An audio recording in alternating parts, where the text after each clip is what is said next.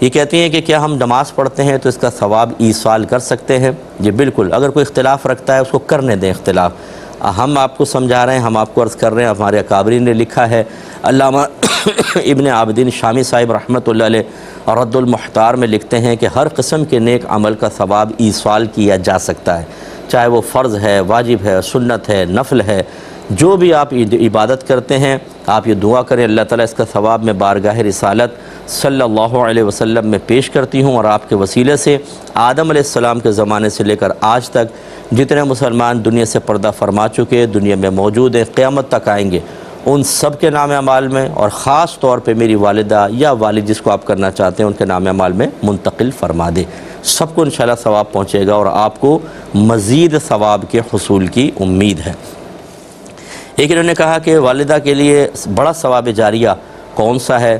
میں ہمیشہ یہ کہتا ہوں کہ عالم بنائیں، مفتی بنائیں، ایسے لوگوں کو پڑھائیں کہ جو واقعی اخلاص کے ساتھ دین پڑھ رہے ہوں، دنیاوی لحاظ سے بھی وہ مطلب ویل ایجوکیٹڈ ہوں اور دین بھی حاصل کر رہے ہوں، دنیا کا علم بھی ہو، اور وہ آگے چل کر اخلاص کے ساتھ دین اسلام کی خدمت کی تمنا رکھتے ہوں. انشاءاللہ یہ آپ کے لیے بہت بڑا ثواب جاریہ ہے.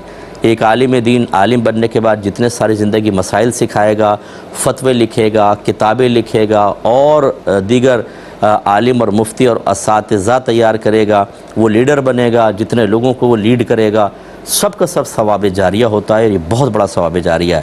اور اگر آپ مطلب چاہیں تو پھر مسجد وغیرہ بھی بنوا سکتی ہیں، مسجد میں کوئی چیز رکھوا دیں جس کو لوگ مسلسل استعمال کریں، جیسے پانی وغیرہ ہے، تو یہ سب آپ کر سکتی ہیں.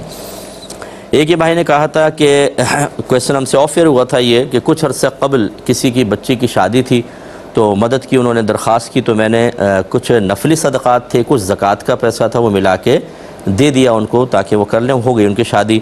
اب ان کے والد صاحب کہتے ہیں کہ وہ آپ نے جو پیسہ دیا تھا ہم آپ کو واپس کرنا چاہتے ہیں، اللہ نے ہاتھ کھول دیا ہے تو آپ لے لیں. تو میرے لیے کیا حکم شرع ہوگا؟ دیکھیں، چونکہ آپ ان کو ہبہ کر چکے ہیں اور ہبہ کو واپس لینا شرعاً جائز نہیں ہوتا، ٹھیک ہے نا. اور یہ بھی نہ کہیں کہ میں نے زکوٰۃ دی تھی، عزت نفس مجروح ہوگی، تو آپ ان کو کہیں کہ نہیں بس یہ میرے لیے سعادت کی بات ہے. اگر آپ واقعی ایسی فیلنگ رکھتے ہیں تو کہیں ہمارے گھر کی بچی تھی، چلیں میں نے دیا تو میرے لیے بھی ثواب جاریہ ہوگا، آپ اس کو رہنے دیجئے اور کسی کام میں استعمال کر کے ان کو ٹال مٹول کر دیں، لیکن آپ واپس نہیں لے سکتے ہیں. اور دیا ہوا صدقہ بھی واپس نہیں لینا چاہیے، نبی کریم صلی اللہ علیہ وسلم نے اس سے منع فرما دیا.